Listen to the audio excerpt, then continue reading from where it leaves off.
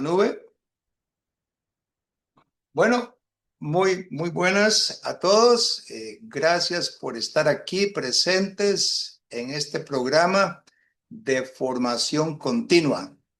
Estamos hablando de que este es un programa que tiene que ver con formar a líderes, tiene que ver con que nosotros que nos consideramos obreros del reino de Dios y nosotros necesitamos formación, necesitamos estar continuamente profundizando en temas que tienen que ver con eh, aspectos fundamentales teológicos principalmente. Son aspectos que tienen que ver con Cristo. En este curso estamos enfocados en Jesús el Cristo. Y nosotros lo que estamos haciendo ahora es dando comienzo a la sesión número 10. Y en esta sesión vamos a estar centrados en el tema Jesús entre la historia y la fe. Vamos a tratar de comprender hoy más profundamente quién es Jesús en realidad, pero contrastando con lo que Jesús ha sido para las diferentes edades, para las diferentes personas y especialmente para la sociedad actual, tan heterogénea. Bueno, en cuanto a la metodología, es muy importante explicar que el contenido básico de esta sesión ya se compartió. Ya todos los participantes tienen en su buzón de WhatsApp, tienen un enlace que los lleva al blog donde está el contenido fundamental del capítulo 10, el contenido básico. Por eso, cuando hacemos la sesión, en cuanto a metodología, no la hacemos como una conferencia, sino que la hacemos como una mesa redonda, como un panel, donde los diferentes participantes que han leído el material tienen algo que decirnos. El material queda en su buzón para consulta posterior y pueden perfectamente estar acudiendo a ese material para informarse acerca de los diferentes temas que tienen que ver con Jesús. También es importante señalar que se ha compilado la totalidad de los 10 capítulos y ya estamos aquí presentando el libro, podemos verlo. Ya les envié a todos ustedes una copia del libro, una copia del libro. Voy a ver si lo puedo sacar aquí para que lo veamos. Lo tengo cerrado, pero lo voy a mostrar. Es el libro completo. Un momento, lo tenemos aquí en este archivo. Ok, se trata de el libro en sí. Estamos llegando ahí. Abrimos y presentamos el libro, el PDF de aproximadamente, es un PDF de muchas páginas, de 207 páginas. Entonces vamos a hacer un recorrido rápido mostrándolo. Voy a mostrarlo, un momento. Voy a mostrarlo aquí compartiendo. Compartiendo. Aquí está el libro, lo compartimos. Aquí está el PDF. Vamos a ir a la página de contenido. Muy bien, aquí está la página de contenido. Cada uno de esos capítulos lo hemos visto en 10 sesiones que se han llevado a cabo en los últimos 3-4 meses. Como pueden ver, el capítulo 1 tiene que ver con el Hijo Prometido, el capítulo 2, el reino de Dios en Jesús y así por el estilo, hasta el capítulo 10, que es Jesús entre la historia y la fe. Así que muchas gracias por su participación y vamos entonces a estar compartiendo ahora la parte que tiene que ver con el capítulo 10 específicamente. Un momento, lo buscamos. Estamos buscándolo. Ok, aquí está. Sería este. Ok. Capítulo 10. Jesús entre la historia y la fe. La primera sección de este capítulo tiene por título el personaje más discutido y más malentendido de toda la historia. Si nosotros nos pusiéramos a hacer un análisis de cuál es el personaje histórico más importante de la historia universal, podríamos decir perfectamente que ese es Cristo Jesús. Así que le voy a pedir a Carolina y a Humberto si pueden, aportar algo en cuanto a la idea de que Jesús en efecto es ese personaje de altura histórica universal, y que por eso es el más discutido y el más malentendido, de acuerdo con la sección número 1 del capítulo 10. ¿Algún comentario, Carolina o Humberto? Bueno, el hecho de que Jesús haya dejado todas esas enseñanzas hace que mueve a las personas y como ya lo hemos visto anteriormente, ya no somos ignorantes de eso y al dejar de ser ignorantes nos crea una crisis, ¿no? Entonces, pienso que lo que más o menos habla ahí es de que se ha tratado de minimizar su gloria, su poderío, para adaptarlo a lo que alivia al ser humano desde el ego, ¿verdad? Desde, incluso ahí hablaba de que se ha tratado hasta como una terapia, ¿no? Para las personas que en algún momento están sufriendo, pero realmente no están en Cristo, ¿no? Sino como un paliativo. Entonces, básicamente se ha distorsionado lo que él vino a enseñarnos, ¿no? Eso es lo que entiendo de lo que se habla allí. Es correcto, es correcto. Humberto.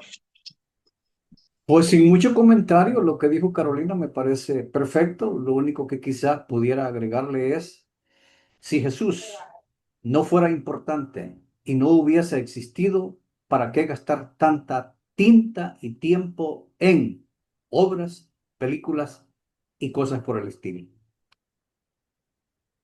Es correcto, es correcto. Estamos entonces ante un personaje que tiene un nivel elevado, altísimo. Bueno, en realidad esas palabras que yo acabo de decir se quedan cortas, porque estoy hablando desde la perspectiva histórica, no desde la perspectiva teológica.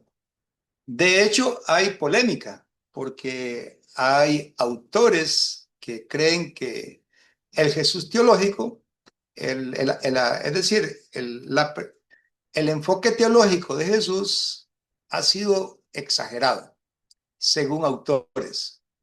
Y ellos son más académicos y se inclinan por el Jesús histórico. Pero es que precisamente ahí hay que, ¿verdad? Hay que, hay que analizar bien si realmente hay polaridad entre lo histórico y lo teológico. Yo veo que no hay ninguna polaridad. Para mí lo histórico y lo teológico están fundidos en un solo personaje.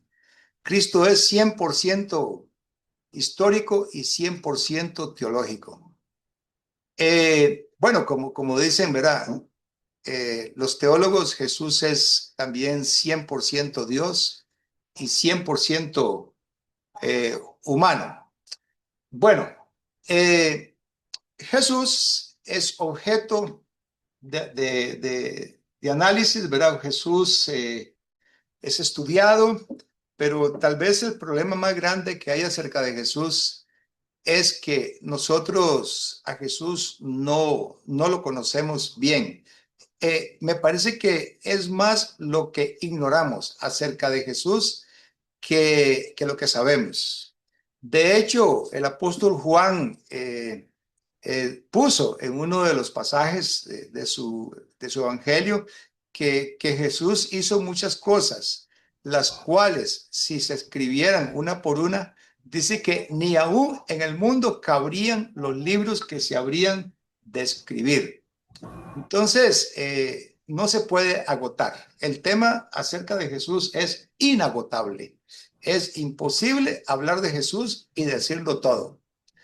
Pero también está el otro problema, que como es tan profundo, tan hondo el tema de quién es Jesús, que como dijo Carolina, muchas personas lo reducen, lo reducen. Un ejemplo de reducción es cuando la gente dice, por ejemplo, el médico de médicos. Jesús es el médico de médicos. Eso es una reducción, porque o sea, eh, pone a Jesús al nivel de médico, lo reduce al nivel de médico. Médico de médicos puede ser un ser humano. Jesús es mucho más que médico de médicos. Es más, yo no le daría el título de médico a Jesús. No le daría ese título, porque en realidad no pretendía él ser médico. Esa no era su intención. Sanar no era un objeto en sí mismo. Él hacía milagros, que es diferente. Muy bien. Y un médico no hace milagros. Entonces, superior a un médico. El asunto es que, como decía Carolina, Jesús es visto como un paliativo, ¿verdad? Jesús es visto como alguien que yo lo tengo ahí como un adorno, como un amuleto, como... Es decir, las personas por lo general tienden a hablar de Jesús como alguien que está en sus vidas. El otro día estaba yo hablando con un familiar que es muy inteligente, es un gran ingeniero, es un hombre que tiene un puesto elevadísimo en una empresa internacional, transnacional.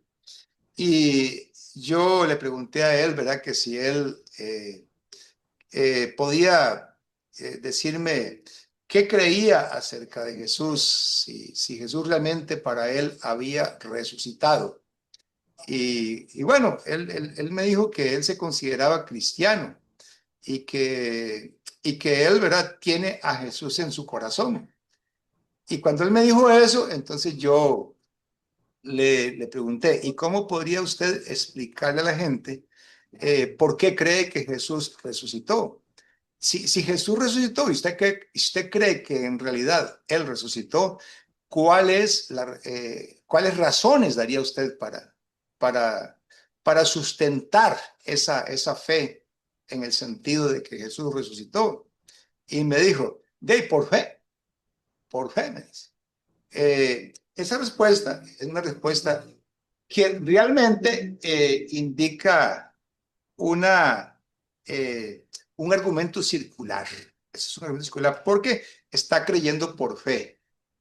No existe el creer por fe. Cuando uno cree es porque tiene sustento, porque tiene razones para creer, tiene evidencias. Y entonces a este varón, ¿verdad?, que es familiar, le hice un reto y le dije, vea, Leo, si usted realmente pudiera explicarlo dando razones, entonces su vida cambiaría, porque entonces ya no cree por fe, sino cree porque realmente usted encontró evidencias históricas. encontró testimonios, encontró documentos históricos que le merecen credibilidad. Usted tomó la decisión de darle credibilidad a esos testimonios.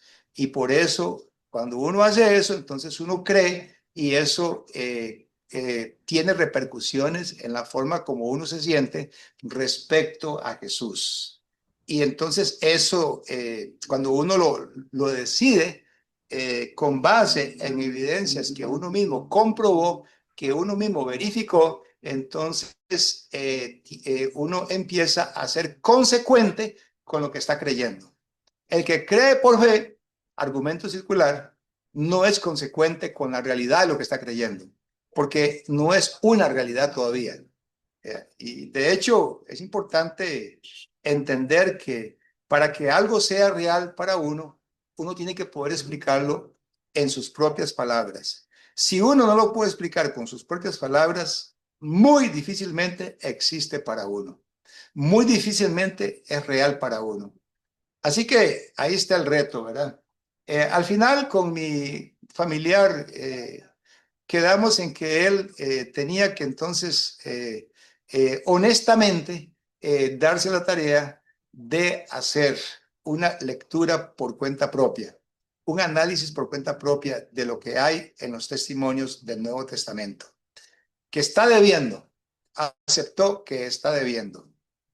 Muy bien, entonces, con base a la primera sección, creo que es lo que se puede decir al respecto.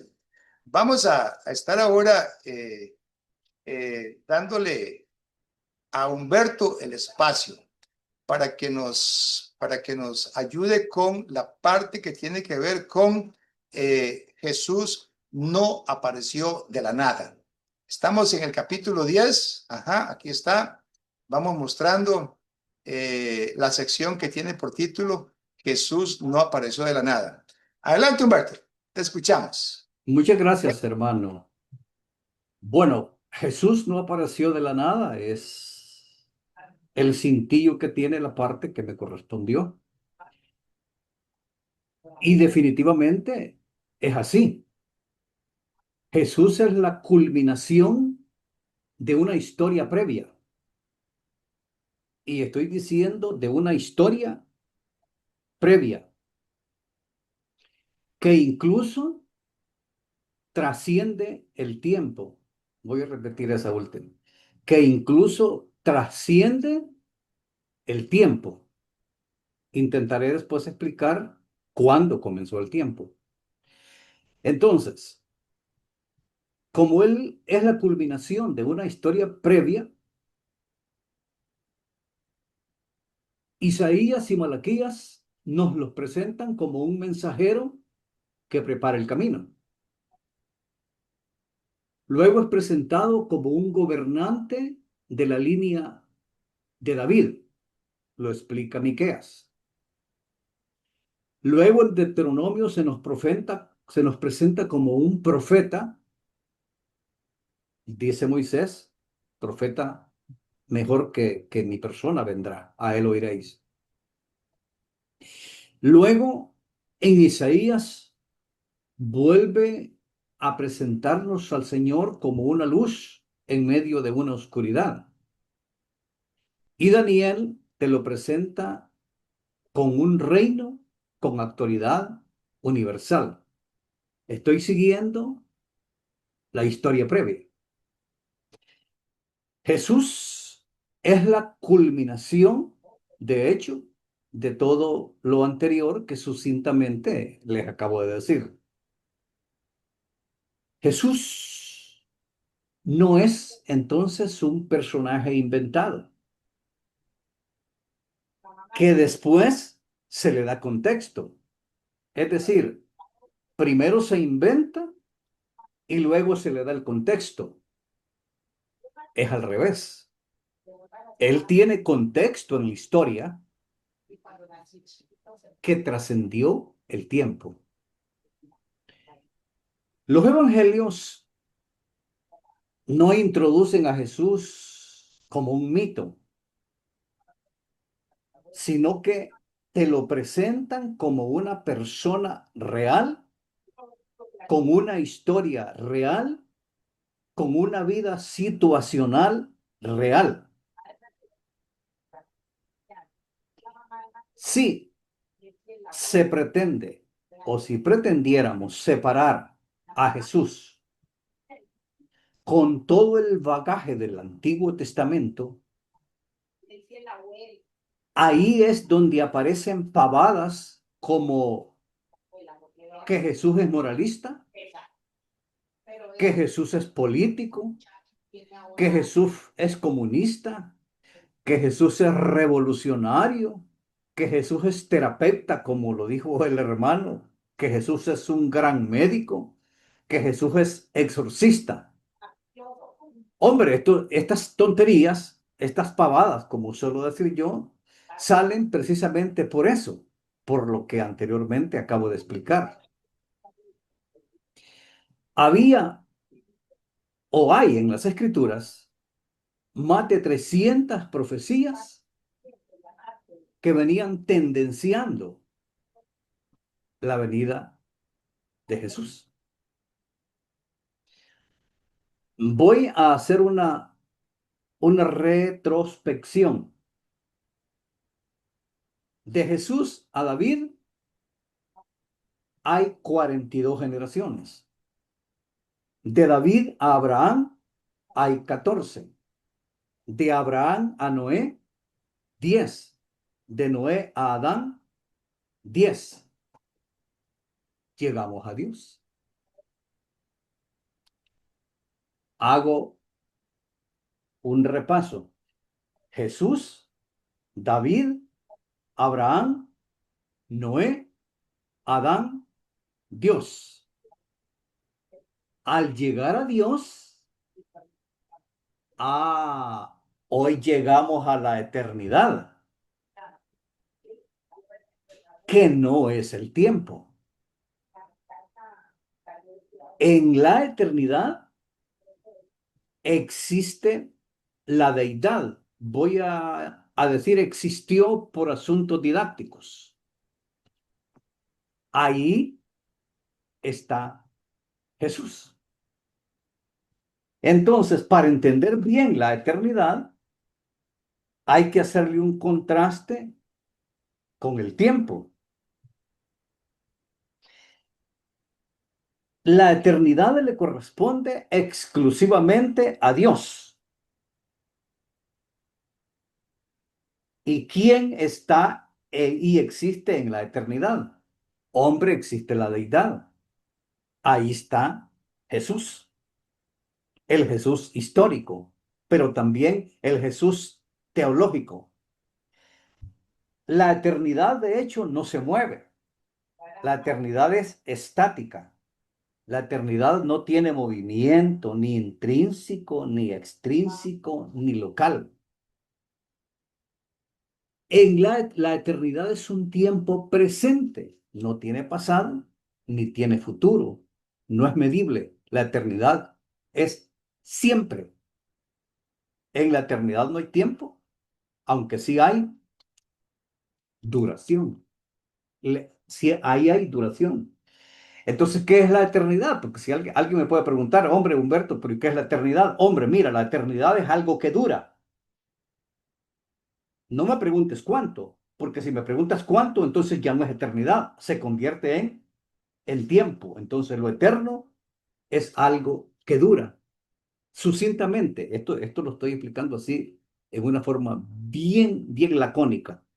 Bueno, ¿qué es el tiempo? Dios en la eternidad hizo un espacio, hizo un paréntesis, hizo un corchete, hizo unas llaves. Y ahí creó el universo, creó el planeta, creó al hombre y, ojo, creó el tiempo. En ese tiempo comienza la historia. Y luego, para que se redimiese a la humanidad, mandó a su Hijo, como dice Pablo en Gálatas, en el tiempo perfecto de los tiempos, válgaseme la redundancia. Y esto termina diciendo Hebreos que este Jesús que vino desde la eternidad nos convenía a fin de qué? A fin de llevar muchos hijos a la gloria, es decir, a la misma eternidad de donde Él venía. Concluyo entonces diciendo, haciendo un eclecticismo en que sí, Jesús es histórico, pero es teológico, porque a Jesús histórico, solo Jesús histórico, yo no lo quiero. Yo creo y quiero al Jesús teológico porque es el que me redime. Muchas gracias. Esa es mi pequeña participación. Gracias, Humberto. Excelente, excelente. En realidad, me ayudaste mucho porque estoy ahora viendo que tienes una preocupación la cual comparto. Intentas explicar algo para lo cual tal vez no tenemos palabras, porque nosotros tenemos límites espacio-temporales y tal vez por esa razón nos cuesta mucho hablar acerca de un Jesús que es eterno y que no tiene comienzo ni fin. Y eso pues genera una dificultad que nos debe hacer sentir humildes. Y nosotros, ¿verdad? Cuando, por ejemplo, leemos pasajes como Juan 1:1, ¿verdad? Cuando dice, en el principio era el verbo y el verbo era con Dios y el verbo era Dios. Y luego el apóstol Juan pasa a narrar, ¿verdad? Que Él es aquel por quien todas las cosas fueron hechas. Y también me llama la atención mucho aquel pasaje de Colosenses, capítulo 1, donde el apóstol Pablo intenta darnos una idea acerca de Jesús cuando dice que Él es la imagen de Dios invisible, que es el primogénito de toda la creación. En Él fueron creadas todas las cosas. Estoy leyendo Colosenses 1:15. Dice, las que hay en los cielos y las que hay en la tierra, visibles e invisibles, sean tronos, sean dominios, sean potestades, todo fue creado por medio de Él y para Él. Él es antes de todas las cosas y todas las cosas en Él subsisten. Y Él es la cabeza del cuerpo, que es la cabeza, que es la iglesia, él que es el principio, el primogénito de entre todos los muertos, para que en todo tenga la preeminencia, por cuanto agradó al Padre que en él habitase la plenitud. Y ahí sigue, ¿verdad? Ahí seguimos leyendo. Dice, todas las cosas en él subsisten. Él es la fuente y él es también a la vez el que sustenta lo que brota de esa fuente. Bueno, aquí voy a hacer un paréntesis para dar la bienvenida a Lisanka, a Silvia y a Eliezer y explicarles que estamos en la sección 2, pero no importa, podemos devolvernos a la sección 1 si es necesario. Ya está entrando Rolando desde Cuba con su grupo. Apenas entre Rolando, entonces vamos a explicarle que estamos en un paréntesis. Rolando, bienvenido. ¿Puedes hablar un momentito? Rolando, te escuchamos. Están hablando Rolando. Bueno, yo digo Rolando porque es el nombre que estamos leyendo ahí, pero no importa. Quien esté ahí en el micrófono nos puede servir para de interlocutor.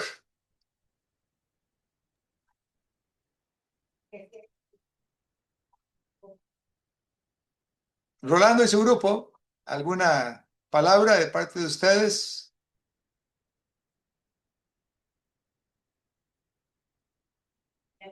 Sí. Oh, sí.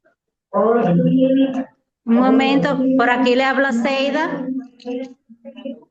Seida, Aquí tenemos el grupo. muéstranos el grupo para verlo.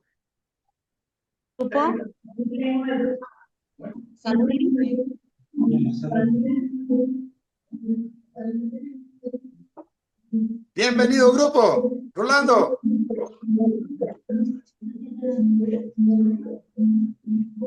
Estamos en un paréntesis ahorita, explicando lo que estamos haciendo. Ya hemos hablado un poquito de la sección 1 y si ustedes tienen algo que aportar a esas secciones, este es el momento. Acuérdense que el documento, el contenido fue compartido desde el lunes, así que a lo mejor tienen algo que decirnos, alguno de ustedes. La sección que tiene que ver con, la primera de ellas tiene que ver con, ya les vamos a decir un momento, con Jesús siendo el personaje más discutido y más malentendido de toda la historia. ¿Alguno de ustedes tiene algo que aportar al respecto? Por favor.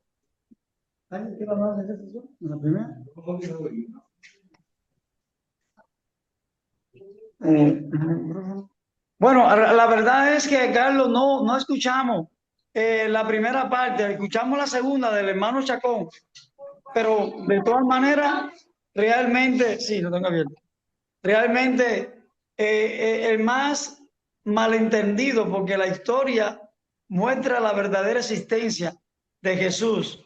Es el personaje que desde su aparición creó mucha polémica en su tiempo y todavía en los tiempos de hoy. Pero a Jesús no se le cree, en mi opinión, porque lo hayamos visto o porque hayamos creído en fábulas, sino porque tenemos la fe en la palabra, que es la que nos lleva hasta Él. La escritura para nosotros lo que tenemos es más que suficiente y por medio de ella es que damos entrada amplia, abierta a Jesús a nuestra vida. Nosotros tenemos, por ejemplo, en Cuba, tenemos grandes hombres que existieron que no vimos, pero creemos en ellos, por ejemplo, como el caso del llamado apóstol de Cuba, que es José Martí. Yo no lo conocí personalmente, pero creo en la historia de él, porque están escritas. Hombre, como mucho más creo en Jesús, porque Martí no resucitó, y Jesús sí. Y este hombre no solamente resucitó para los apóstoles, sino que más de 500 personas, dice 1 Corintios, vieron sus llagas, sus heridas, y anduvieron y comieron y bebieron con él. Entonces, para nosotros, esas son evidencias más que suficientes para realmente conocer y reconocer que Jesús realmente estuvo entre nosotros, caminó con nosotros, y aunque no lo vimos nosotros personalmente, pues creemos por la evidencia de los que anduvieron con él, por el testimonio de ellos, de que sin él no somos nada. Gracias a Dios por la manifestación de nuestro Señor Jesucristo en el tiempo oportuno para nosotros, los de la generación de Cristo para acá, que por medio de él es que otra vez la humanidad tiene la posibilidad de acercarse al Padre. Así que damos muchas gracias por ello y por supuesto, aunque no oí la primera sesión, pero sí la leímos y creemos esto que realmente la evidencia que tenemos de Jesús son exclusivamente las que ya están escritas. Y aunque, vuelvo y repito, que aunque no lo hemos visto, pues para nosotros son más que suficientes. Bueno, Rolando, no importa si no oíste la exposición relacionada con la primera sesión, porque como ya el material se distribuyó de antemano, entonces tal vez de lo que ustedes han leído tienen algo que aportar. Ahí veo a un hermano levantando la mano. ¿Quién es? Espérate un momentico. Elías. Todavía estamos en Cuba. Después seguimos con vos, Elías. Yo por aquí. Adelante, hermano. Bueno, Dios me lo bendiga a todos. Bueno, sí, quiero, Disney Segura por aquí. Disney, sí, adelante. Quiero comentar que las escrituras mismas nos dan testimonio.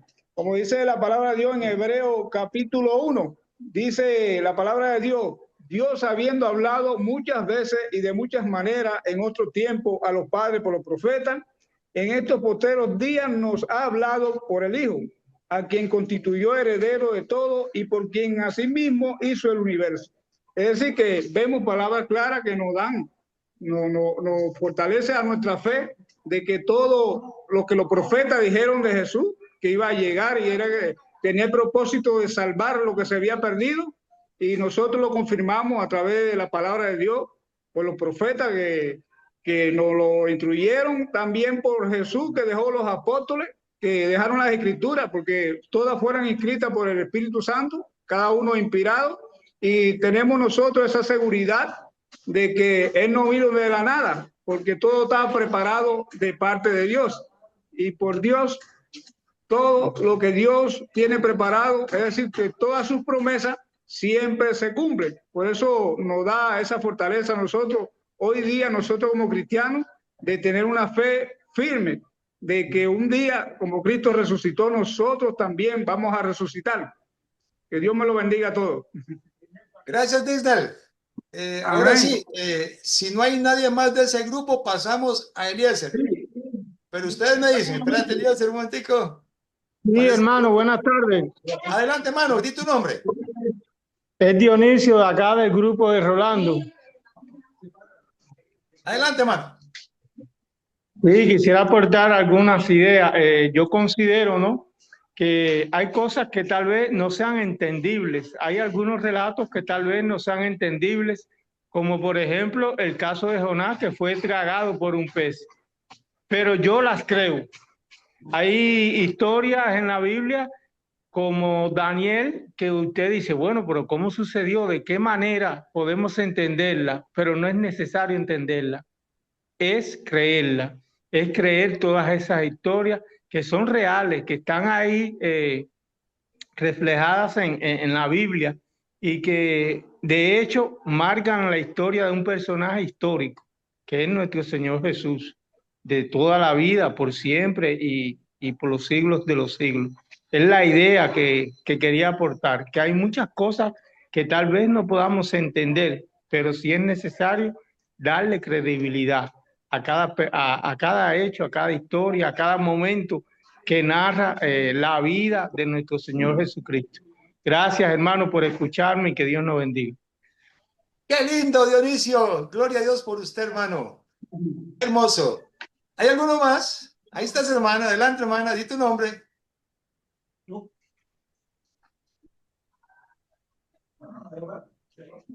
Bueno, seguimos entonces. Vamos a pasar ahora con otro caribeño.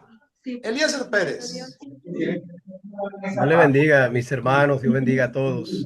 Hermano, muy interesante la clase de esta semana en específico. Y me llamó mucho la atención ese punto, Jesús, la persona más malentendida de la sociedad, por así decirlo, y el personaje que más se habla, sin embargo, al que menos se le obedece. Interesante. Del que más se habla y al que menos se le obedece. Qué diferente fuera esta sociedad, qué diferente fuera este mundo si los seres humanos cumpliéramos las normas, las reglas, la doctrina que dejó el Señor Jesucristo a través de los apóstoles, su legado que nos dejó a nosotros. Y me llama mucho la atención en el caso de sus mismos discípulos, esas personas que él escogió, que estuvieron con Jesús 3 años, que anduvieron con él, hermano.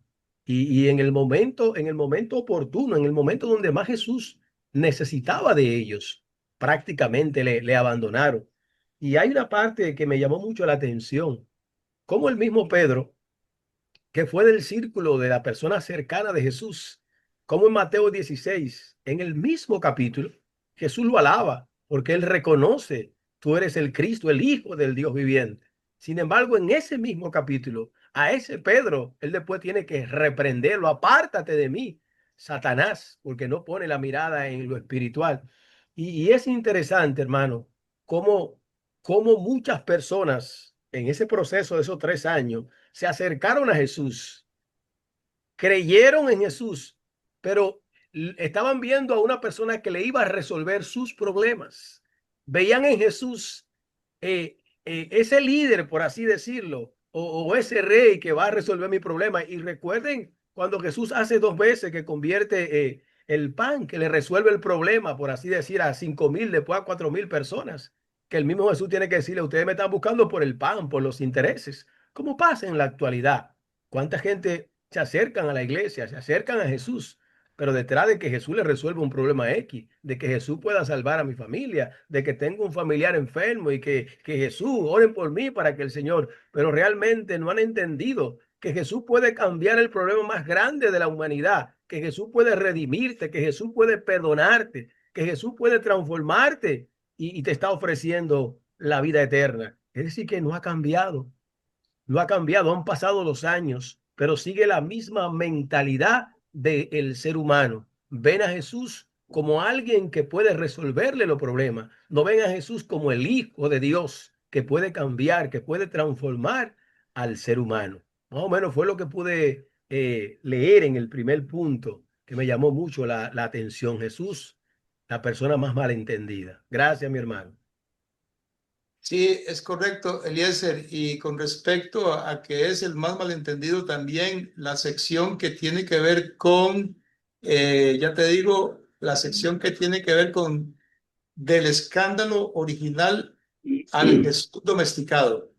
Ahí también hay muchos comentarios relacionados con cómo Jesús es reducido dice aquí que hay una reducción escéptica, pero también una reducción religiosa. Dice que la reducción religiosa lo vuelve vaporoso. Eh, la reducción religiosa lo vuelve un símbolo amable, un símbolo amable. Pero el Jesús que emerge del Nuevo Testamento resiste esas reducciones. Entonces tenemos que darnos a la tarea de entrar más profundamente al estudio de quién es Jesús desde una perspectiva histórica, del testimonio de los que lo conocieron, los que lo oyeron con sus oídos, los que lo palparon con sus manos y los que lo vieron con sus ojos. Ese Jesús es el que necesitamos conocer y también complementarlo con el Jesús de Apocalipsis, el Jesús victorioso, el Jesús resucitado, glorificado, ese Jesús grande que comanda un ejército de millones de ángeles que van a luchar contra el mal, pero que la lucha nunca se lleva a cabo porque ya venció. Todo es simbólico, ¿verdad? Bueno, entonces, gracias por su participación, Eliezer, gracias por su participación, hermano de Cuba. No estamos así muy ceñidos ahora a la secuencia de sección por sección, no importa, podemos saltar de una sección a otra. Tenemos aquí participantes tales como Lisanka y como Silvia, a las cuales le vamos a pedir si alguna de las dos tiene algo que aportar, por favor.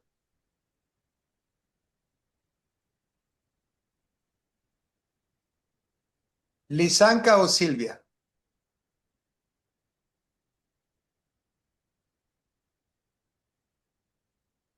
Humberto, vi que levantaste tu mano. Adelante, mano.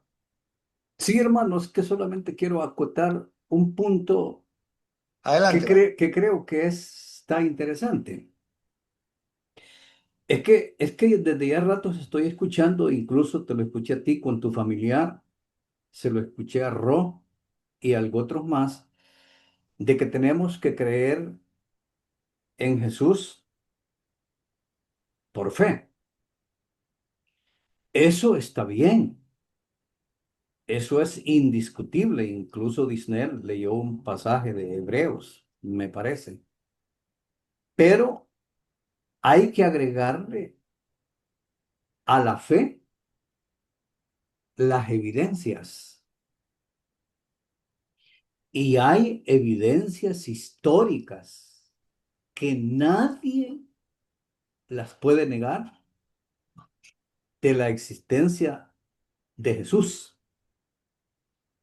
Yo nomás solo quiero citar dos evidencias históricas para no estar mencionando solo la fe. Tácito,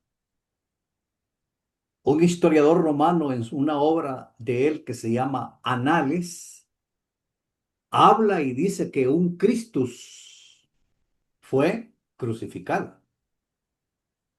Josefo, otro historiador judío romano contemporáneo de Cristo, habla en sus obras que Cristo fue también crucificado. Existen más historiadores, por supuesto, Dion Casio, y yo te puedo mencionar un par más. Pero lo que acabo de decir, más a todos los que se les apareció, incluso a 500 de una sola vez, son un testimonio vivo de la resurrección de Cristo. Y una cosa sencilla y lógica, pero así, no con lógica de Einstein, sino con lógica de Chespirito. ¿Cómo es posible que estos testigos permitiesen morir, fueron azotados, fueron martirizados, fueron tirados al circo romano y todo lo que nosotros sabemos por algo que era mentira? Entonces, si ellos se sometieron a todas esas torturas, no se sometieron por algo que era mentira, porque si yo hubiese sabido que eso era mentira, entonces yo no hubiera permitido que me tiraran al circo romano a ser comido por los leones, hombre. Entonces nadie puede morir en su sano juicio por una mentira. Acoto esto para que se lo agreguemos al asunto de no solo por fe. Muchas gracias.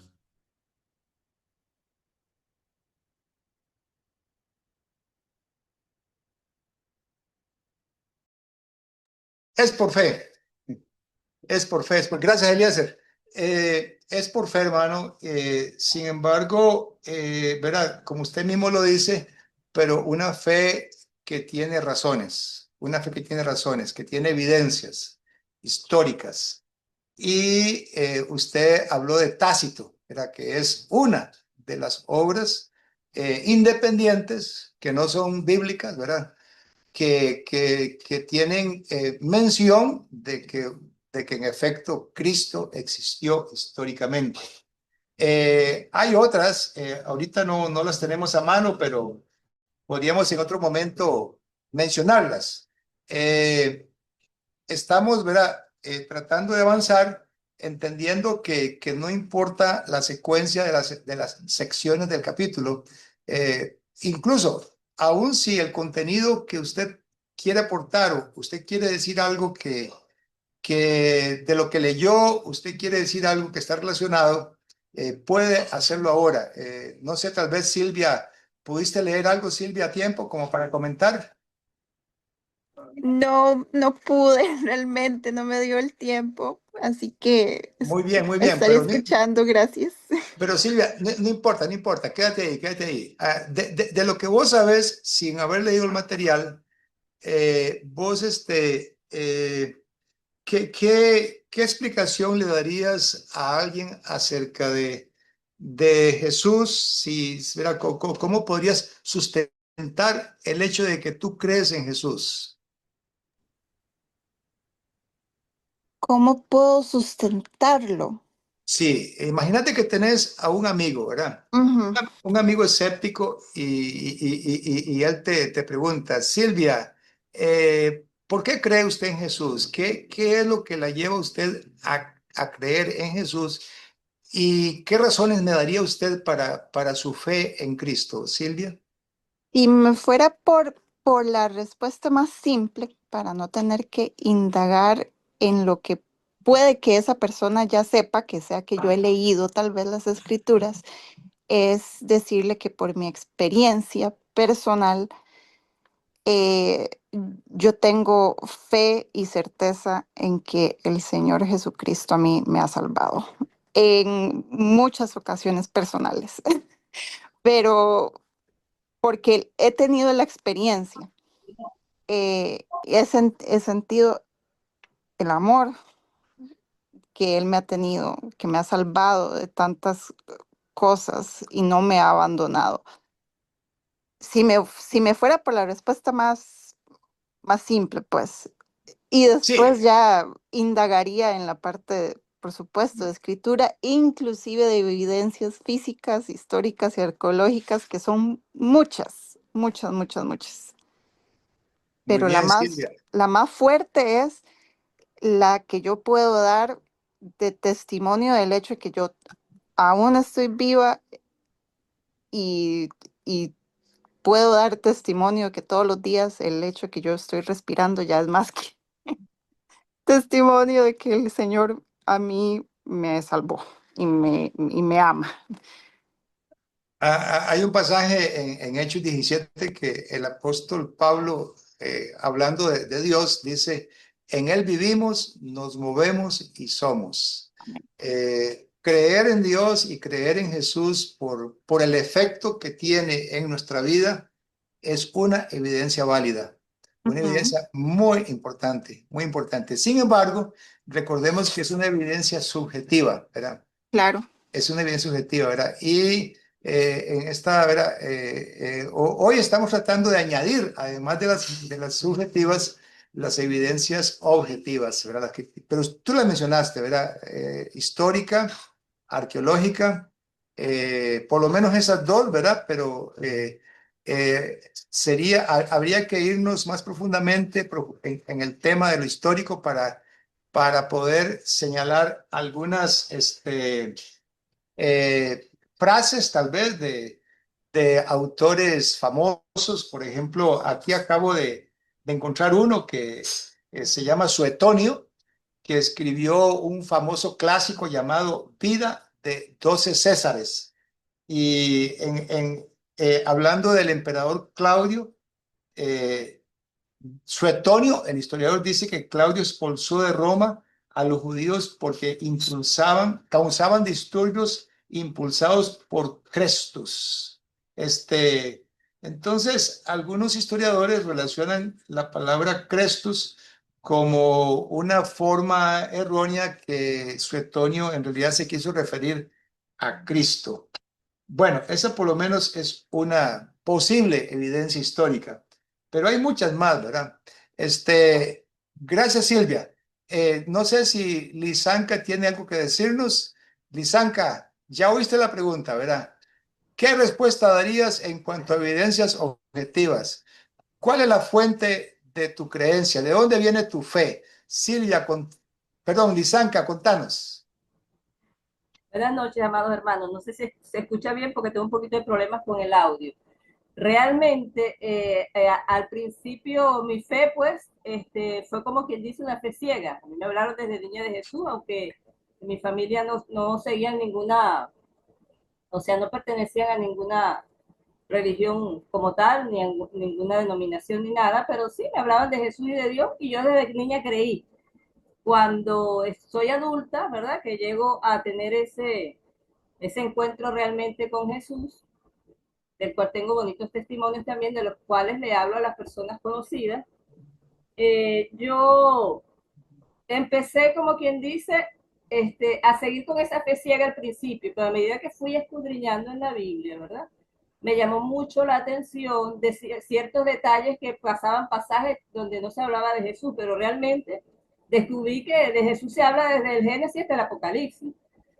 Hay muchas partes del Antiguo Testamento donde se habla de Jesús, ¿verdad? Siempre en las profecías. Y también en la parte, como dijimos, la parte histórica. Todas esos historiadores que no eran miembros de la iglesia cristiana, pero que estuvieron en esos tiempos o muy cercanos, que lo nombran como un personaje que existió, las personas que lo vieron cerca, lo que citó el hermano Humberto y lo que citaste tú, a Suetonio, los conocí hace, qué sé yo, hace como 10 años, una vez que hicimos algo para aprender un poco más acerca de la vida de Jesús y esa parte de cómo presentar esa defensa, ¿verdad? Cuando alguien nos dice que Jesús no existió, que Jesús fue un personaje ficticio, que Jesús, entonces tenemos esos fundamentos históricos, si se quiere, y también tenemos esa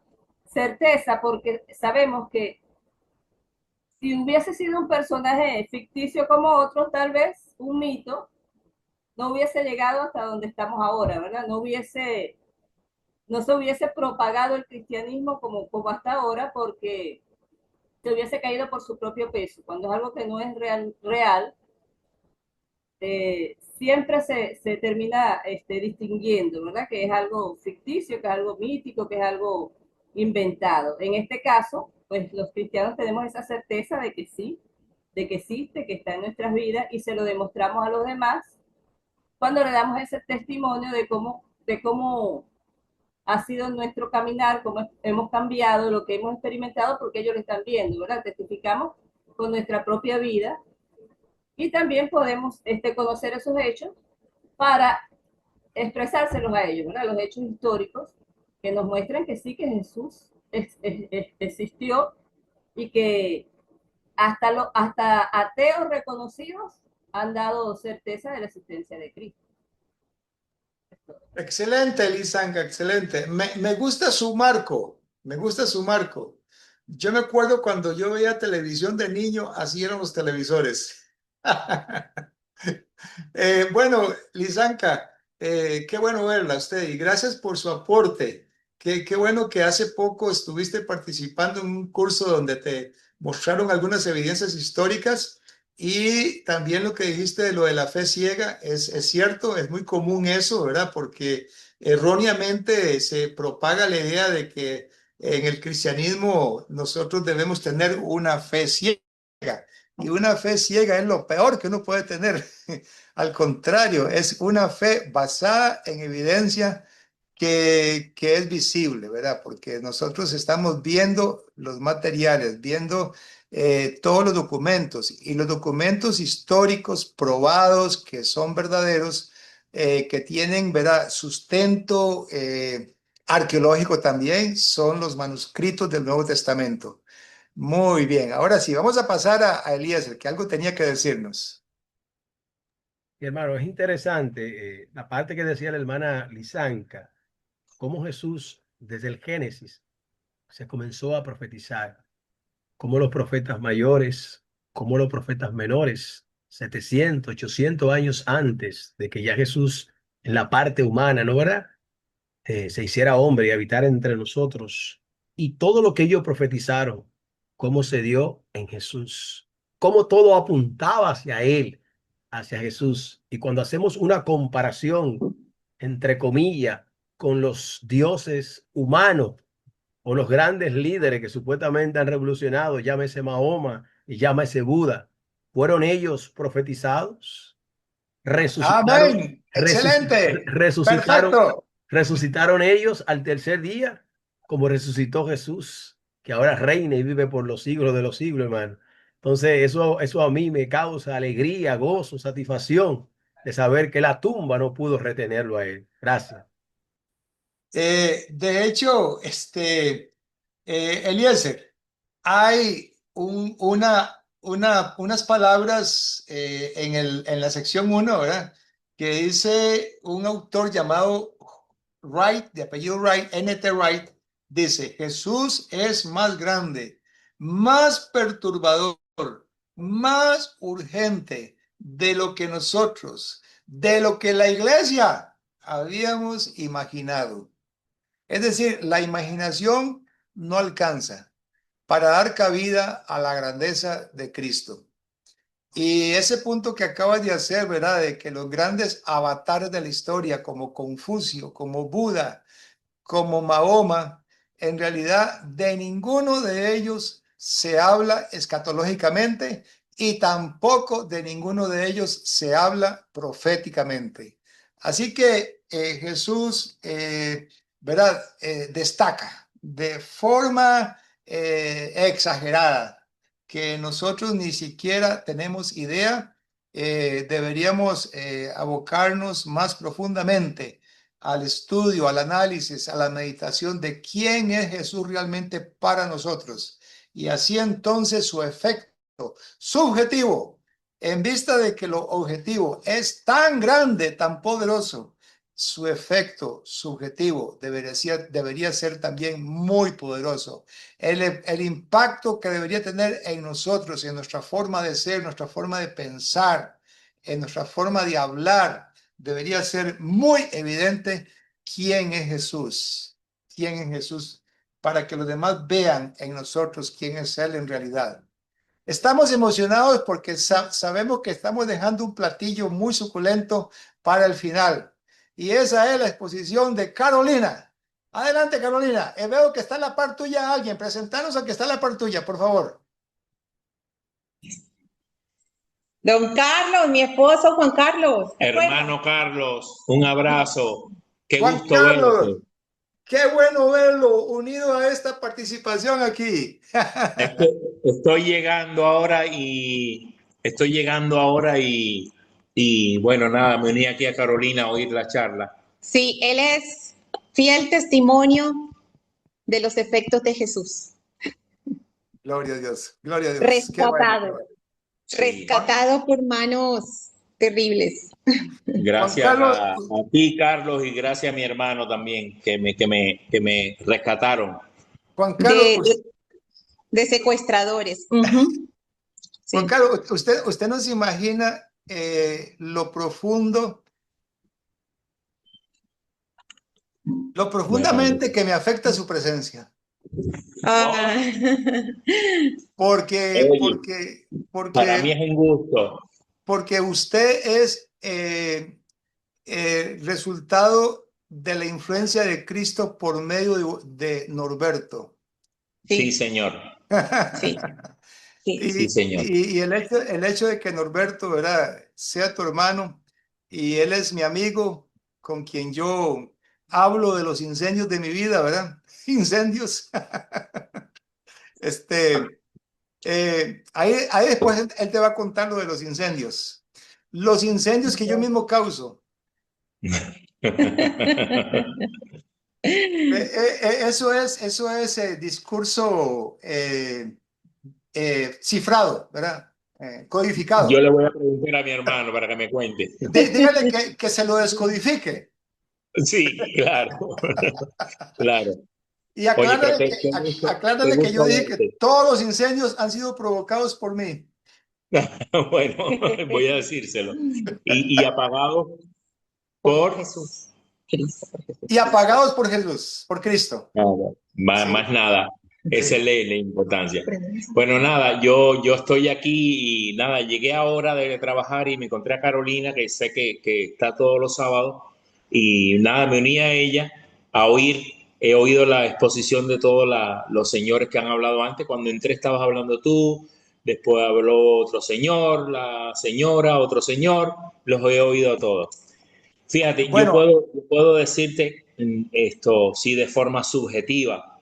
Yo soy un ateo formado en Cuba, ateo marxista, leninista, materialista, dialéctico.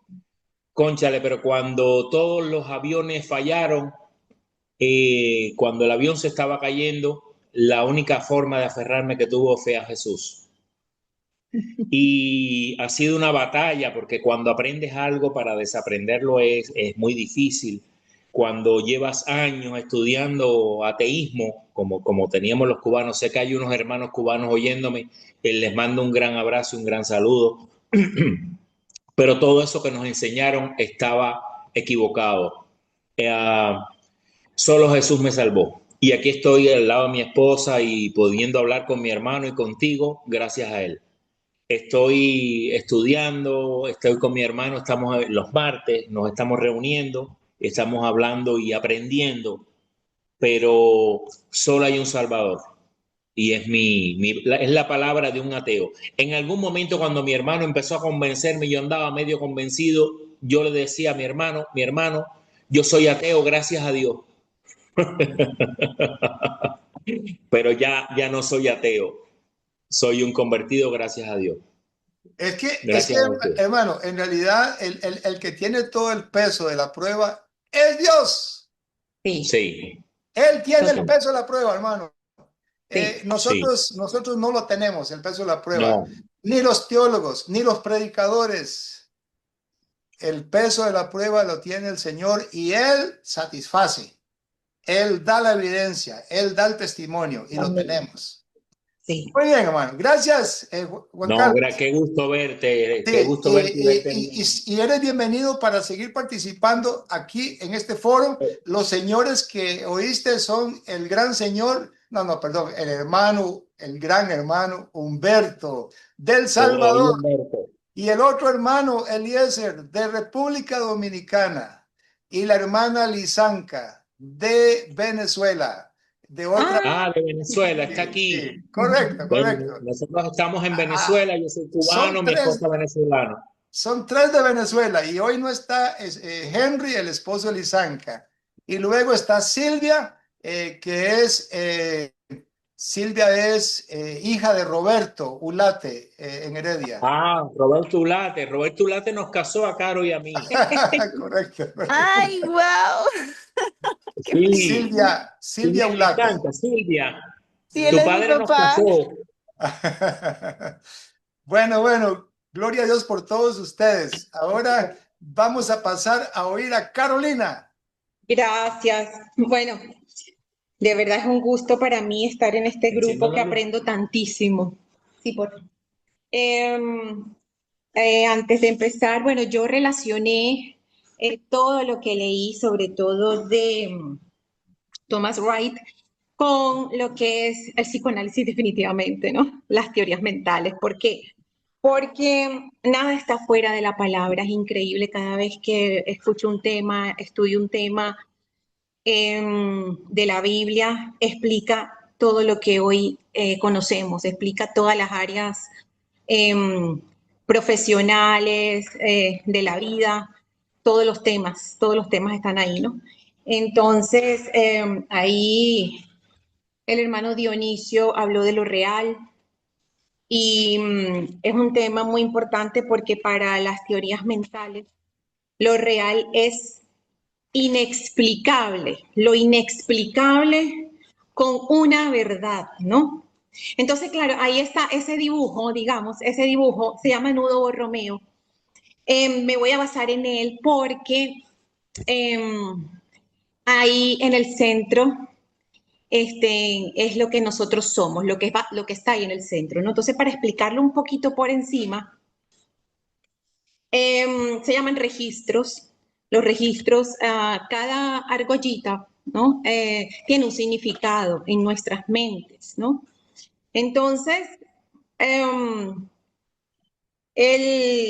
español, el sacerdote San Juan de la Cruz, en el año 1500, habló de esos registros, pero poniendo en cada uno de ellos a la Trinidad, Padre, Hijo y Espíritu Santo, ¿no? Entonces, cuando yo empiezo a buscar información y me encuentro con esto, de verdad que me impacta muchísimo porque esos registros hablan de cómo las personas se proyectan ante el mundo, ¿no?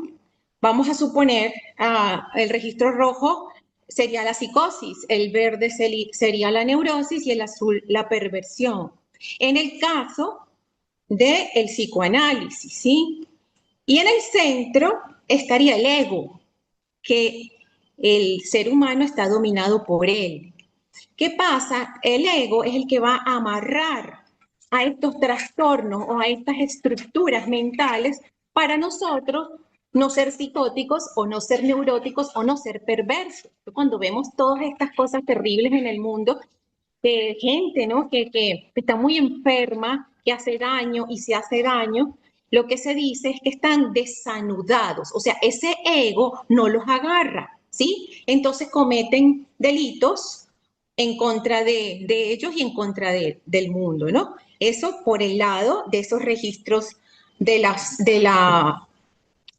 psicoanálisis. Tenemos otros registros desde la psicología simple, por decirlo de alguna forma, convencional, que, por ejemplo, el rojo sería el ello, el verde el superello y el azul el ego. Y en el centro estaría el yo, ¿sí? Que, bueno, es el yo significa quién soy, lo que yo proyecto, todo eso, ¿no?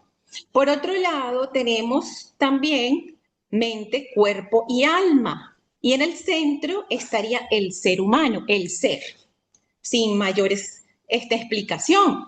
Entonces, siempre entender al ser humano, el hombre ha intentado entender al ser humano poniendo nombres, ¿sí? A través de estos registros se puede ver.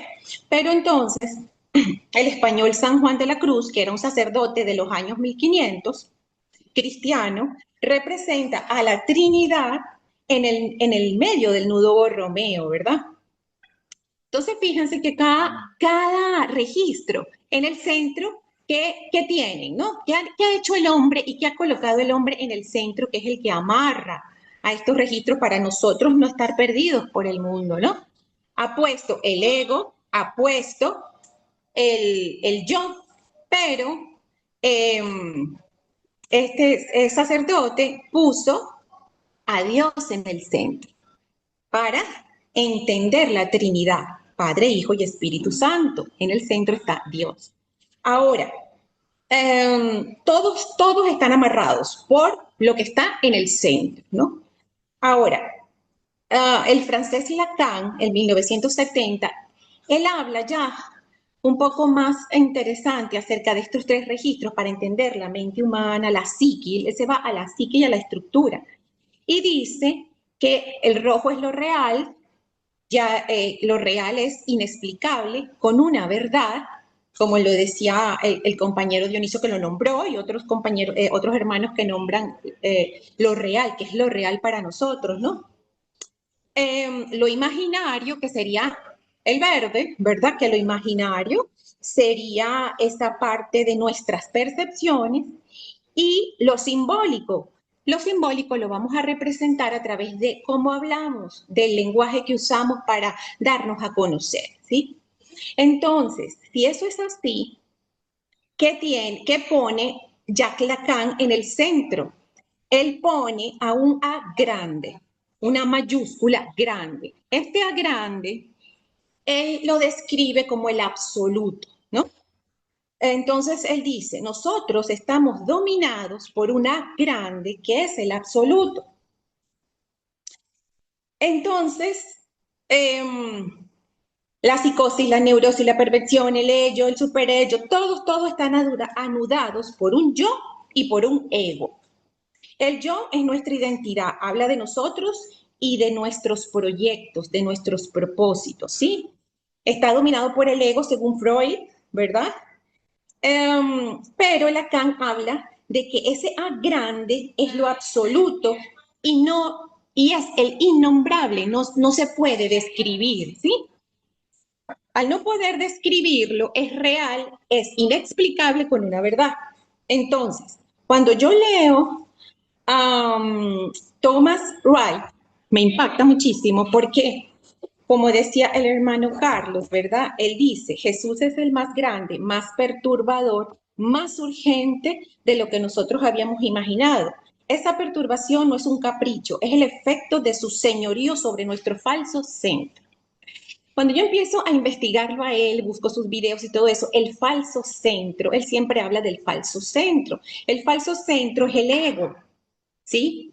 Entonces, claro, si nosotros estamos anudados por un falso centro, por un ego que nos domina, por un yo a quien pertenecemos, ¿sí? Entonces es el que nos va a dominar en nuestras acciones del mundo, ¿sí? De aquí, del hombre como tal, ¿no? Entonces él habla de que en dónde nos vamos a enfocar nosotros, ¿verdad? Entonces aquí cabe una pregunta muy importante, ¿no? ¿Qué pasa si ponemos a Jesús en el lugar del A grande, del absoluto? Entonces, cuando nosotros entendemos qué es el absoluto, y las teorías psicoanalíticas nunca lo han podido explicar, porque dicen que es algo más allá de lo inexplicable, más grande que domina al ser humano, sin nombrar nunca a Jesús, es inexplicable. Entonces, cuando nosotros entendemos qué significa el absoluto, es completo, total, independiente, sin restricciones ni limitaciones. Se usa para describir poder y en la Biblia el absoluto es personal. Éxodo 3:14 dice, yo soy el que soy. ¿Qué significa? Que es eterno, inmutable, autoexistente y fiel, aquel que existe por sí mismo. Entonces, si eso es así, como tal, ¿verdad? Y tiene un sentido enorme y una explicación científica, psicológica, psicoanalítica, que nos ayuda a entender la conducta humana, desplazaría el ego. Si nosotros ponemos a Jesús como el absoluto, como ese centro de todos los anillos que nos rigen, que rigen nuestra vida, nuestro comportamiento, ¿no? Entonces, esa autoridad de Jesús al desplazar a ese falso centro, como lo dice Thomas Wright, nos cambiaría definitivamente la vida, ¿no? Y las proyecciones y cómo nos verían los demás. Entonces, ese yo, ese ego, como lo dice él, ¿quién es? Es un usurpador, ¿no? Él explica que ese falso centro está siendo usurpado por las conductas perdidas, ¿no? que tenemos y la psicología, el psicoanálisis y muchas teorías y la medicina han intentado explicar las conductas humanas sin tener como un conocimiento real de lo que ahí sucede. Y se trata con medicina y ya está, ¿verdad? Entonces la medicina se lleva al ego, se da al ego, ¿no? Ok, entonces, ajá. En Hechos 17, si nosotros entonces ya ponemos el absoluto, a Jesús como nuestro centro, como nuestro absoluto de la vida, Hechos 17, Pablo dice, Jesús se pone como el centro de un anuncio que confronta universalmente a los seres humanos. Habla del centro otra vez, y el centro está ahí, en nuestra psiqui, porque ¿quiénes somos? ¿A dónde vamos? ¿A qué venimos? Siempre nos estamos haciendo esas preguntas que son mentales, ¿no? Entonces aquí cabe otra pregunta, ¿verdad? Según las teorías mentales y de la psique, los seres humanos solo somos iguales en la necesidad de ser reconocidos. Todos queremos ser vistos, todos queremos algún tipo de reconocimiento, ¿no? Pero ese reconocimiento lo estamos buscando desde el ego, un reconocimiento de otro hombre.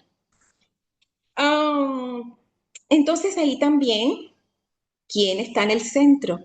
¿El ego o Jesús? Al entender a quién ponemos en nuestro centro, vamos a entender por quién queremos ser reconocidos, ¿no? Desde el falso centro donde impera el yo, el ego, Jesús es el centro absoluto, ¿no? Entonces seríamos reconocidos por Dios. Cuando hablamos de reconocimiento, el ser humano necesita ser reconocido. Es la única universalidad que hay entre los hombres. No nos parecemos en absolutamente nada. Solamente en el hecho de que necesitamos ser vistos, mirados, reconocidos por un otro, porque eso nos permite continuar viviendo. La mirada de otra persona nos dice, nos da vida. Así habla la psicología, el psicoanálisis, ¿no?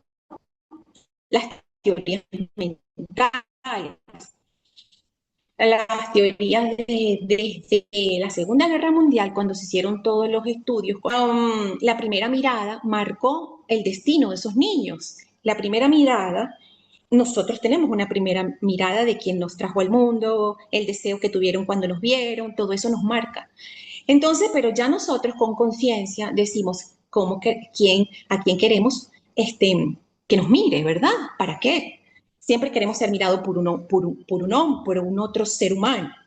Entonces, cuando hablamos de reconocimiento, que nos forma la vida, bueno, aquí me acordé de un ejemplo, no sé si vieron la película El Náufrago, que él tenía una bola no me acuerdo, una bola de algo, y le puso Wilson. La bola era Wilson, la marca, y era su amigo Wilson. Y entonces él hablaba con Wilson y Wilson lo miraba y él decía, Wilson me está viendo, porque él necesitaba existir, porque si no se desanudan los tres registros y ahí viene la locura, ¿no? Entonces el hecho de que él veía esa bola, que lo miraba, le daba reconocimiento, ¿sí? Ok, entonces, si nosotros ponemos en el centro a Jesucristo, seríamos reconocidos por Él, porque la única universalidad que tenemos es ser reconocidos. Entonces dejaríamos al hombre de un lado, ya, el ego ya no existiría, ya no nos importa lo que piensen, lo que digan en absoluto, nos juzgaríamos incluso, ¿no? Entonces, cuando hablamos de... entonces, la pregunta sería aquí, ¿por quién queremos ser vistos, no? Volviendo a Thomas Wright, él describe unos puntos que a mí me parecieron sumamente interesantes. Porque al él poner a Dios, a Jesús como el centro de nuestro nudo, de nuestro significante de vida, ¿verdad? Entonces él dice lo siguiente: desplazaríamos al ego, destruiríamos ídolos. La idolatría es una pseudopsicosis, porque necesitamos tener algo a quien seguir, a quien admirar. Entonces es una pseudopsicosis, ¿verdad? Porque adoramos imágenes, adoramos dioses falsos, adoramos a artistas, presidentes, todo este tipo de cosas, ¿no? En tercero, Thomas Wright dice, si ponemos a Jesús como centro, vindica a una nueva autoridad por el señorío de Jesús como rey. También transformaría la justicia, eliminando la presunción de ser mejores que otros. Ese efecto del señorío de Jesús sobre la identidad, que está en el centro, nuestra identidad está en ese centro, nos dice quiénes somos, abandonaría la idolatría personal, que serían todas las creencias del ego, ¿no? Alineándose con el verdadero Dios revelado en Cristo. Restauraría la vocación que refleja la sabiduría del Creador en el mundo. Y ya decía Hechos 4:13, cuando se les mencionan a Pedro y Juan que habían estado con Jesús, se les reconocía el señorío de Jesús a Pedro y Juan, solamente por haber estado con él y porque él era el centro de su ser. No era porque predicaban muy bien ni porque sabían hablar con las personas, era porque eran reconocidos, ¿no? Se les notaba que estaba Jesús dentro. Y aquí es interesante porque la mente proyecta la identidad y esta ya está sometida a Esta Entonces, si estamos sometidos a Jesús como nuestro absoluto, entonces es lo que vamos a proyectar, ¿no? Esta palabra me cuesta. Tesalonicenses 1, de 5 al 10, lo describe como una vida nueva de ejemplo para todos, un modo distinto de vivir, no perfecto, pero sí nuevo, reconocible y fecundo.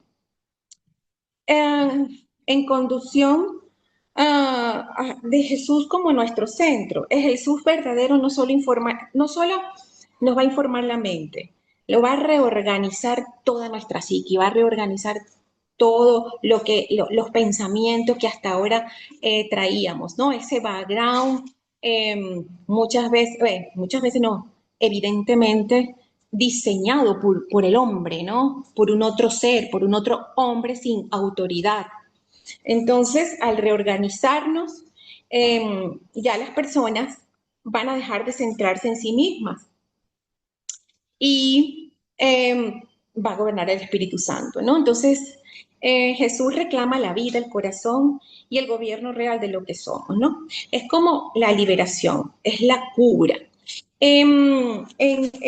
Cuando uno ve, trabajando tantos años con personas, uno ve que las terapias van al ego, directamente al ego, ¿no? Van directamente al yo. Entonces aplacan calman, pero no transforman. Eso porque se trabaja en el ego, ¿no? Y entonces, porque es lo que el ser humano tiene en el centro. Entonces, para terminar, a mí me gusta mucho lo que dice Deuteronomio 18:19. Mas cualquiera que no oyere mis palabras, que él hablare en mi nombre, yo le pediré cuentas. Y también Isaías 9:1-2-7. Jesús es luz, paz y reinado eterno, ¿no? Entonces, aquí en el que dije anteriormente, en Deuteronomio, si yo voy a hablar en nombre de Jesús, estoy hablando ¿desde dónde? ¿Desde el ego o desde el espíritu? ¿No? Sería la pregunta, ¿no? Me gustó mucho lo que dijo el hermano Rolando, de sin él no somos nada, evidentemente no somos nada. Somos un ego moldeado por cualquier otro.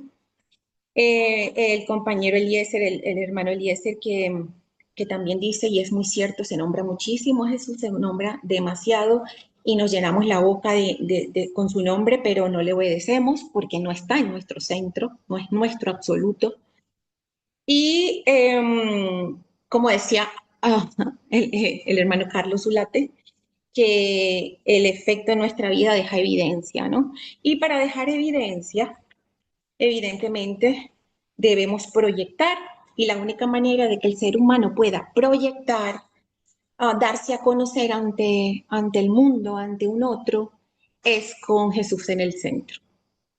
Entonces, bueno, eso es humildemente lo que relacioné de la lectura con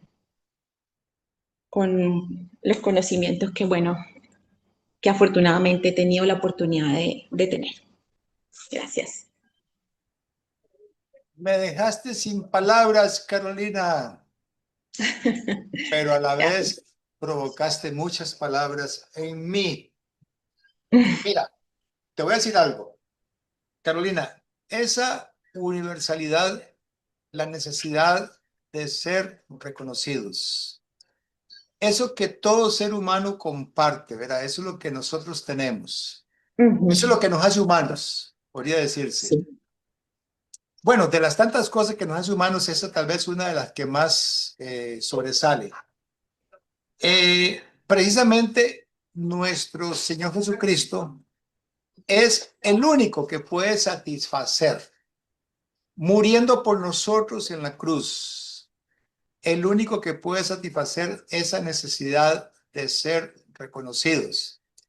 Y voy a añadir esto, Carolina. Cuando Jesús se convierte en nosotros, en ese absoluto, cuando aprendemos a verlo como ese absoluto, yo últimamente he estado experimentando que ya mi ego desaparece, entonces empiezo a permitir que ese absoluto, por medio mío, reconozca al que está al frente mío. Es decir, la persona que está al frente mío, el otro, empieza a ser alguien que se siente reconocido por mí, pero en realidad no soy yo, es Cristo en mí. Eso Precioso. es algo que últimamente he estado experimentando y estoy viéndolo que está sucediendo, pero también tengo recaídas. Ayer, o no, hace como 3 días, el miércoles me encontré a una vecina que tenía rato de no verla, porque ella es la mamá de la vecina mía, pero ha sido como vecina a nosotros. Y cuando la veo en el play, ¿verdad? En el área común de la urbanización, yo, en un momento de la conversación, yo la hice a ella, le dije, te voy a hacer un quiz bíblico, le digo yo. Y entonces resulta que empecé actuar de una forma que me siento ahora muy mal porque no la reconocí a ella. Es decir, yo me porté como el macho explicador. Quería ser reconocido usted. Sí. Entonces, pobrecita, ¿verdad? Porque pasó esto. Ella, muy humildemente, ella pues me cambió el tema y al final pues la conversación no trascendió. Pero al día siguiente, mi vecina habla con Roxana, estando yo ausente. Mi esposa Roxana está descansando, ¿verdad? De un largo día de trajinar con los nietos, ya se han ido los nietos y por fin ella descansa y aparece esta vecina que yo mismo había maltratado con mi predicación. Y entonces me cuenta Roxana que aprovechó mi ausencia para desahogarse ella con Roxana acerca de todo lo que ella estaba sufriendo. Y Roxana le sirvió a ella como de parte de Cristo alguien que la reconoció. Es decir, mi vecina se desahogó, tuvo la oportunidad de ser reconocida por otra mujer. Y entonces me va contando, era hoy que salimos de la casa, ahora estamos en la casa de mi suegra, salió ella a saludar a Roxana y me dice, me gusta más cómo me trata Roxana que como me trata usted, me dice. Porque Roxana sí me entendió, usted solo predicarme. Entonces, vea usted, Caro, cómo todavía, ¿verdad? Al no estar completamente centrado en Cristo, todavía uno comete el error, ¿verdad? De no ser canal de Cristo para que otras personas se sientan reconocidas. Pero yo le agradezco mucho, Carolina, a usted por esta reflexión tan profunda de la perspectiva de una persona que entiende más la mente humana que muchos de nosotros. No, yo le Y agradezco a ustedes por todas las enseñanzas que he adquirido en este curso. sí. Precioso. Gracias. Bueno, usted es una de las personas, uno de los recursos del curso, ¿verdad? También. ¿Qué hizo? Este es un curso con una metodología, ¿verdad? Bastante ecléctica y lo que hacemos nosotros aquí es entender que pues todos tenemos aporte. No hay conferencia de un solo, ¿verdad? Intelectual o maestro. Y vamos a ir terminando entonces. No sé si hay algún participante más. Me gustaría saber si el grupo de Rolando o de Seida, alguno tiene alguna reacción, alguna respuesta, complemento que decirnos después de todo lo que se ha hablado el día de hoy, después de todos los aportes.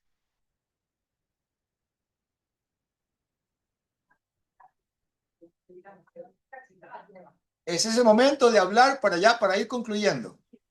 Aquí va a hablar Carlos, una hermana de Cuba, la hermana Enea. Adelante, hermana. Hola, buenas tardes, Dios bendiga. Bueno, yo le doy gracias porque el tema está bastante bonito. Es un tema reflexivo, porque bueno, se hace una unción como algo que transforma verdaderamente la vida de uno. Cuando uno crece, hay un poder ahí transformador, no lo podemos ver por una opción específicamente. Yo leí ahí una parte que en Hechos 17 Pablo no ofrecía. Cuando hablaba de un mensaje cubierto, no lo ofrecía como una opción, sino era como algo necesario, que concentraron un estándar por encima de nosotros y así tenemos que reconocerlo. A veces en el mundo muchas personas que creen en Jesús, que creen en Dios, pero lo piensan no algo pasajero, no vamos un poco más allá de quererlo obedecer. Si lo ponen como en un segundo plano, ya un poco nosotros cuando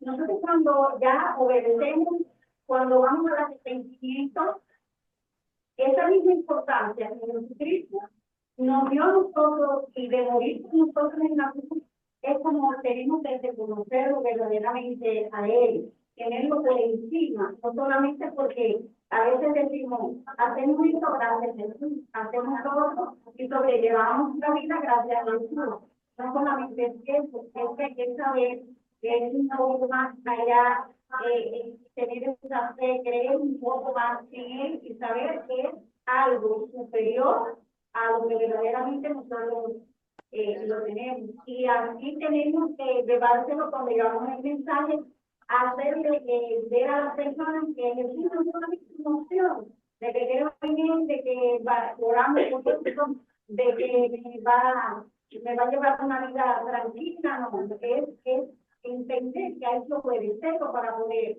obtener todas esas cosas buenas y todo eso fue transformador que la hace en nuestra vida. Bueno, gracias, hermana.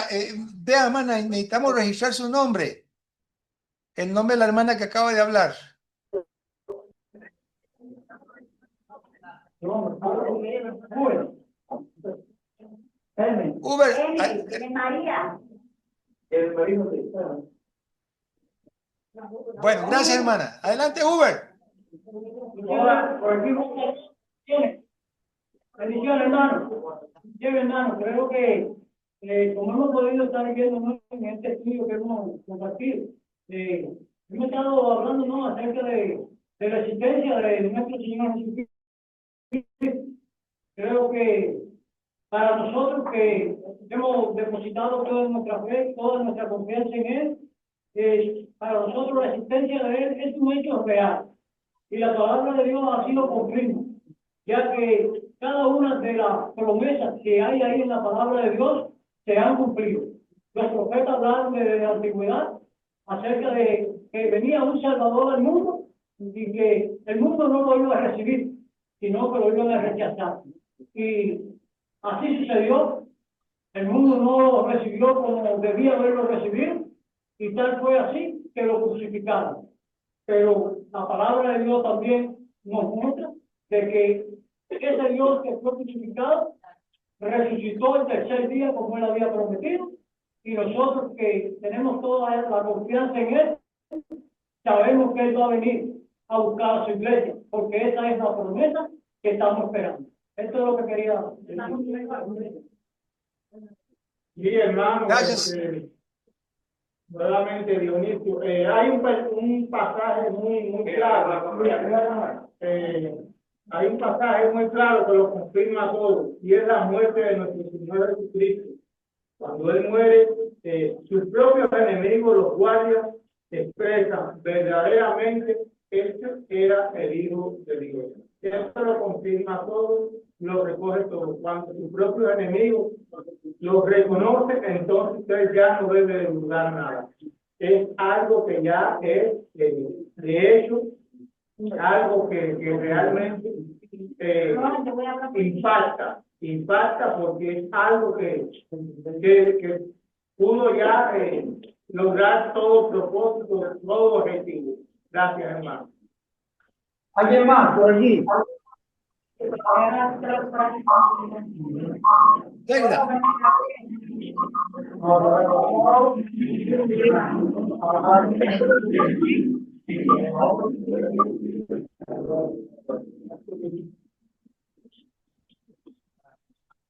Hola, buenas tardes. Bueno, entonces el curso de la clase que he podido participar, realmente ha sido una clase muy buena. Son estudios maravillosos, muy enriquecedores de nuestra vida. Y oyendo a los hermanos, oyendo a ustedes, profesores, pues me quedo pensando mucho en mi propia experiencia de entender y de haber aprendido la verdadera competencia de Dios, de que Dios es real, que Cristo realmente es el Hijo de Dios y que va a ser el centro de nuestra vida. Al principio de mi vida, de conocerlo, fue impactante. Nunca me imaginé la veracidad y la realidad de lo que iba a constituir Cristo para mi vida. Estoy hablando de mi punto de vista personal, donde en el proceso me ha costado mucho Y no debo de negar que es impresionante, es increíble, es maravilloso. Nada como convertirlo en el centro de tu vida y caminar con él. Es un proceso, a veces ha sido muy, muy difícil. Y hasta el día de hoy hay veces que no es difícil, pero también ya en la actualidad, en mis años de experiencia, digo que sería de mí sin Cristo, que sería de mi vida sin Dios, que no hubiese sido real, porque cada día es una batalla también para todos, ¿no? Yo quiero a mí, pero usted también para todos. Y realmente es grandioso, es algo maravilloso saber que en un principio lo que es un misterio, un día se revelado, se cae, se abre, y nos estamos dando cuenta dónde estaba yo antes, cuando no sabía nada de Dios. Y realmente es impactante. Agradezco mucho a los estudios, a Carlos, a todos los profesores, a Francisco, a todos los que en algún momento lo hablan. Es muy necesario para nosotros. Y mucho gusto también conocer a Carolina, que nos realizó una conferencia magnífica, muy edificante, y aprender siempre. Y bueno, para todos. Estoy emocionada con todos ustedes y le agradezco mucho. Aunque nosotros a veces no podamos casi escuchar o no nos podamos ver, pero siempre estamos pendientes a estar. Le agradezco mucho y le agradezco a ustedes. Gracias, hermana. Gracias. Muy bien. Si no hay manos levantadas más, adelante. Está, ok. Saludo. Muy bien. Vamos a pasar ahora a una conclusión. ¿Listos para la conclusión? Antes de la conclusión, perdón, sí. Yo quiero de verdad agradecer al hermano Humberto porque el concepto de la eternidad que dio abre el entendimiento. Gracias por este concepto. Gracias, Humberto. Y voy a dar la bienvenida a Alder. Alder, ¿estás ahí? Sí, aquí estoy. Gracias, hermano Carlos. Alder, gloria a Dios por usted que pudo unirse, aunque sea ya al final, pero esperamos que le haya ido bien con la clase que dio. Cuéntenos un poquito cómo le fue.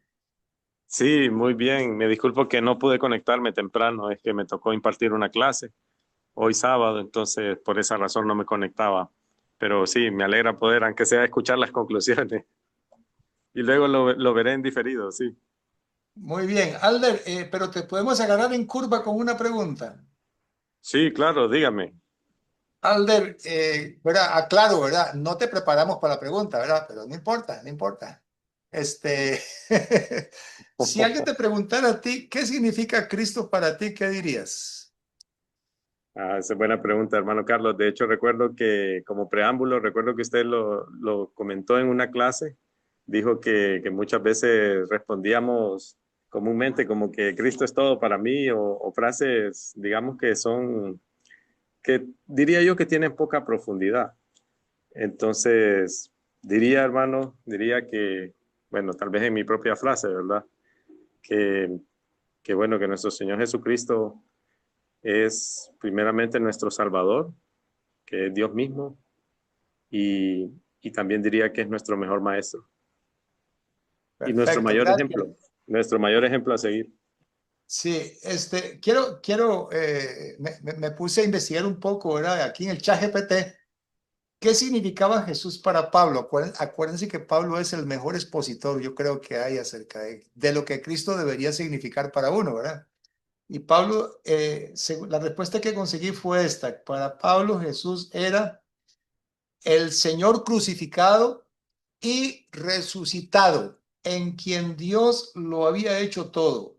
Revelarse él mismo, salvar, reconciliar y reordenar el universo entero. Bueno, es una respuesta, ¿verdad?, que yo la acabo de sacar del ChatGPT. Pero, Alder, la respuesta tuya es hermosa, le agradezco mucho. Pero hay una pregunta posterior, ¿verdad? Y es la que es el reto que tenemos hoy, ¿verdad? no basta con dar una respuesta, sino que también hay que responder otra pregunta, espera, otra pregunta. ¿Y qué razones tengo para creer eso? ¿Qué razones tengo para creer eso? Ese es el reto que tenemos, ¿verdad? No nos vayamos de esta clase sin dar una respuesta satisfactoria a la pregunta ¿qué significa Cristo para mí? Número 1. Y número 2, ¿qué razones tengo para creer o para dar a entender por qué significa eso para mí? Eso es así, en síntesis, esa sería una conclusión. Adelante, Humberto. Hola, hermano. Es que lo que pasa es que, hombre, nosotros decimos aquí en El Salvador es que me picaste con eso de Pablo, entonces no me quería quedar con esta idea. Mira, no sé si ustedes se han fijado que Pablo tenía dos discursos. Dos discursos.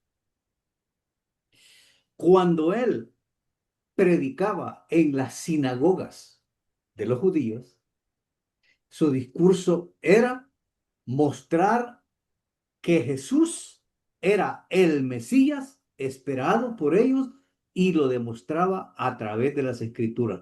Simple, ya lo andaba grabado, eso lo hacía siempre que iba a cualquier sinagoga. Chequear la vida de Pablo. Número 2.